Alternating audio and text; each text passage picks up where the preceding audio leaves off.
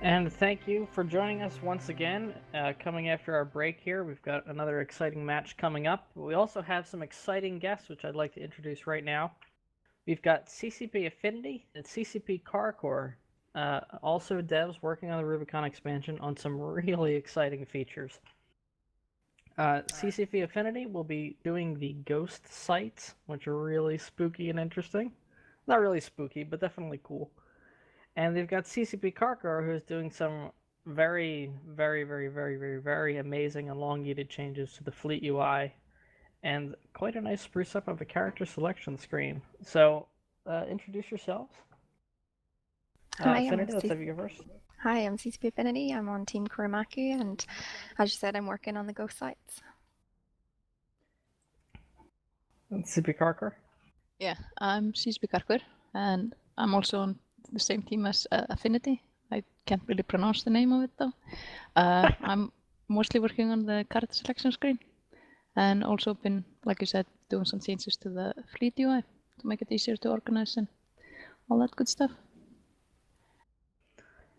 All right, CCP Affinity. Before we talk about the features that you are working on yourself, as someone who's worked with you, someone who I believe plays a little bit, which which features besides what your team is working on are you really pumped about for Rubicon?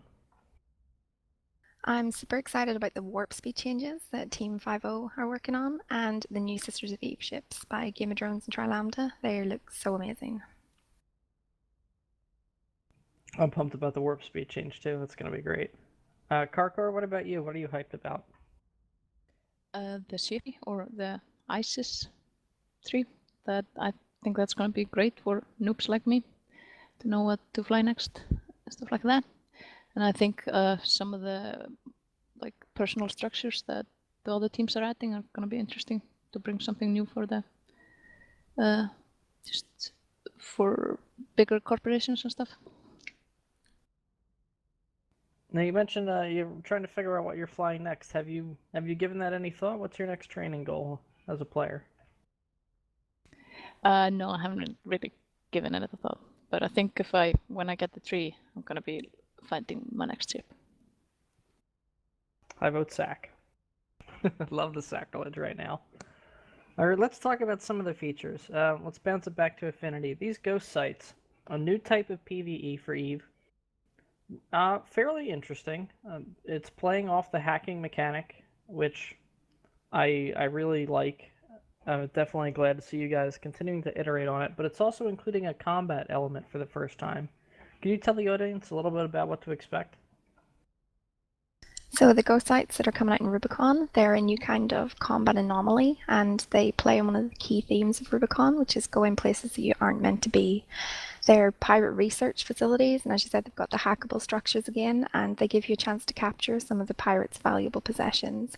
And when you warp in, you'll be in like a pirate vault, and you'll see the hacking structures in front of you, and you're under a timed limit, so they're very fast paced. What kind of time limit, roughly? Are we talking seconds, minutes? At the moment, minutes, but we're still iterating on it. But the timer is going to be random, so you'll never quite know how long you have to hack until the pirates come to find you. I like that. Now, this is a highly guarded facility. What happens if you screw up when you're hacking and you accidentally trip the security? Oh, you only have one chance with each of the hacking towers, so if you fail, the tower blows up and you get AoE damage from the structure, and the same happens with each of them, and then when the timer runs out, all the towers that are remaining will explode, and they also do AoE damage, and then you're met by very tough NPCs. Are these NPCs going to warp scramble you? Yes, even in high sec. Ooh. I like that. I like that a lot. Will other players be able to accidentally set them off while you're in there so the NPCs grab you? Well, you could just open it. Like what I see happening is there's 4 of the containers, and if you're in the middle of them hacking and then another player comes in, they can just open one of the others and close it to set off the fail, and then it will do AoE damage to both them and the other player. That Sounds like an excellent way of baiting people and catching them. Sounds like great fun. Exactly. I love it. That's a very great design choice, I think. It's very Eve. Yeah, I hope everyone will love it. Now, in terms of the hacking sites or the hacking stuff themselves, are they going to be as difficult as the players are used to right now, or is it going to be something a little easier with the high penalty for failure, or are you going to be tuning up the difficulty there as well? They're absolutely not going to be easier. They're going to be scaled the same way they are at the moment. So the easiest ones will be in high sec, and then the most difficult will be in the wormhole sites. But they will be just as difficult as the different levels that they have at the moment. That'll be interesting. One issue I sort of noticed with with those hacking sites as they are, they're awful difficult to do without a ship that gets a bonus to them. And unfortunately, the ships that do get a bonus to them are extremely fragile. Is there going to be some balance aimed toward that, perhaps in the future, or are you guys just going to drop this and see how it goes? We have nothing planned at the moment for that, but I mean, we'll just wait until these sites go out, and if players are still complaining about that, I think a lot of people that do these sites all the time actually say that the hacking game's too easy. Ah, could quite well be. I don't do it enough myself, just some things that I've heard. You'll always have the specialised players who adapt to something and get better and better at it. Run, save, and use Sisters of Eve ships with the bonuses in there. Potentially implants, I believe, exist for them. So if you're fully kitted out for it and you're doing it a lot, it probably will become fairly easy. But if you spec for those guys and make it hard for them, you make it so much harder for everyone else. It's probably just not practical.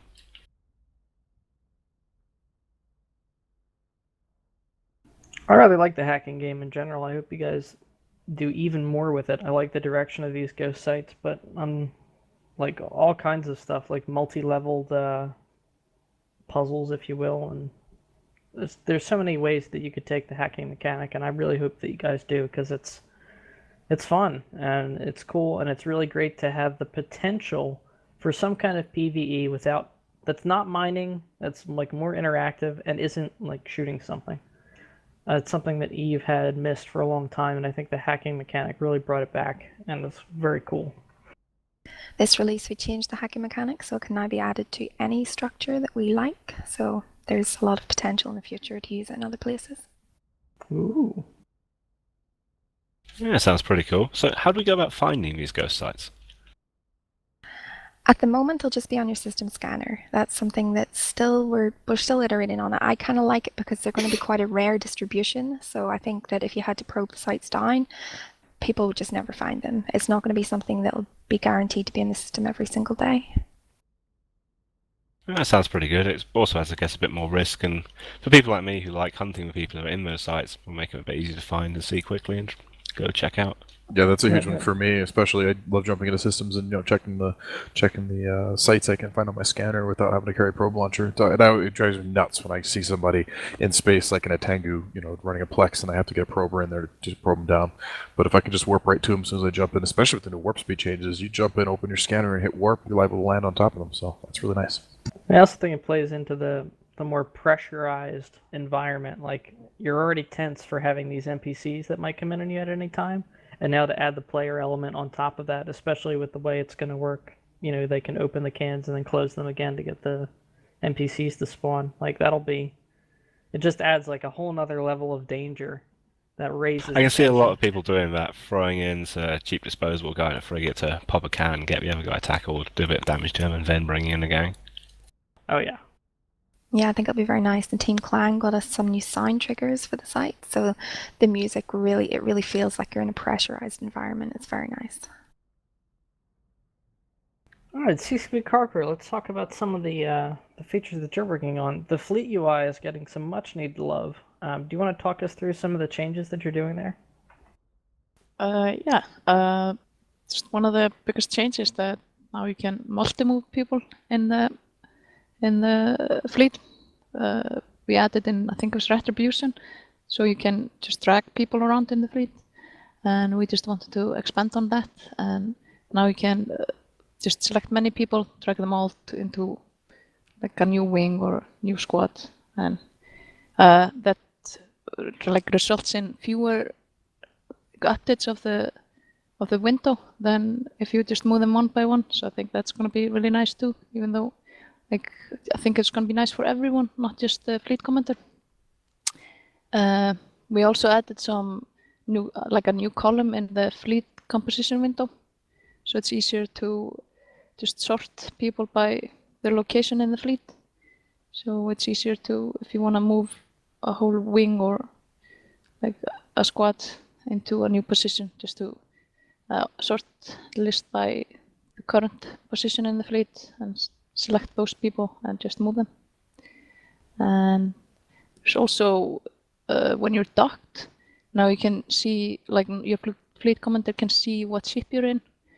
I'm told that people, like the fleet commanders, don't really trust their fleet members to follow their orders and want to It's very, verify. very true. Yes. For good reason. I've told them just to trust people, but that didn't really work out, I guess. No, it never really seems to work out. Yeah, But trusting now- your fleet is bad. It's never worked out for me once. Uh-oh. Yeah. So now you can just see what even if they're docky, what ship they're flying. And what more? Yeah, the fleet setup. If you're a fleet commander, you can just, you set up a fleet and you're happy with it, and you foresee that it's a fleet that you might run often, you can just store the setup. Next time you load or like create a fleet and you want to have the same setup, you can just load that setup up, and you don't have to create all the wings and all the squads again. That's pretty cool. Yeah, that is awesome. Question, and then maybe I missed you saying it. You can see what everyone's got. You see all the modules fit in their ships too. If you wanted to drill down that far. I don't think believe that's you going can, a bit no. too far. Oh, okay. Oh, Because it's this is a really major not. improvement, Trying to though, check I that people No, have actually this got is- the right guns on. It's this is such fantastic, a pain but- having to ship scan them. Exactly that. It's like, well, this may be something to think about for the future.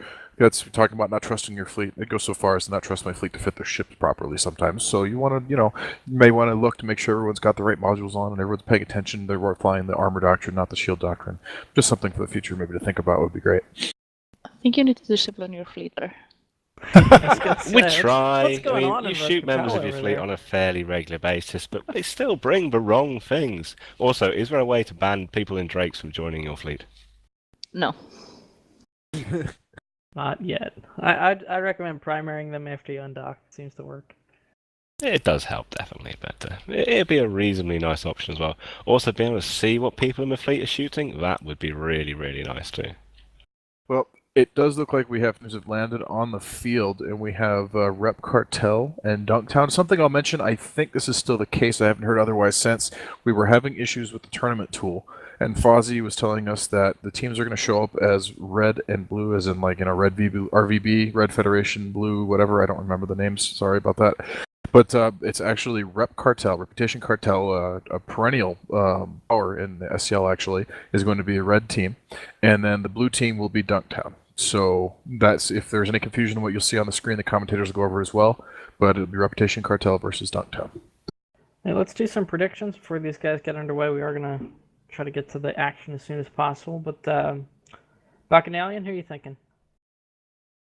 I am very confident in Reputation Cartel. They have a fair few of their own Rote Capel pilots, or have at some point, and they are led by the Rote Capel's last AT captain. He's now moved on from Rote Capel, but Bob Shaftos is their captain, and he does great work on the field. He's a fantastic FC, so I have to go with them. All right, I'm going to have to agree. Elendar? I think you're probably right. We do get a sneak peek set up, so I have to say I really hope Dunktown win with this, but based on history, that sort of thing, I would have to go with Rep Cartel. CCP Affinity? I feel bad for Dunktown now, so I'm going to go with them. CCP Kakra? I think I'm going to go with Rep Cartel. I don't feel bad for them, or the other team. Yeah, I'm looking at Rep Cartel's setup, and yeah, I think this might actually be fairly one-sided, but we'll see. I'm not going to discount Dunktown. They could pull one out here.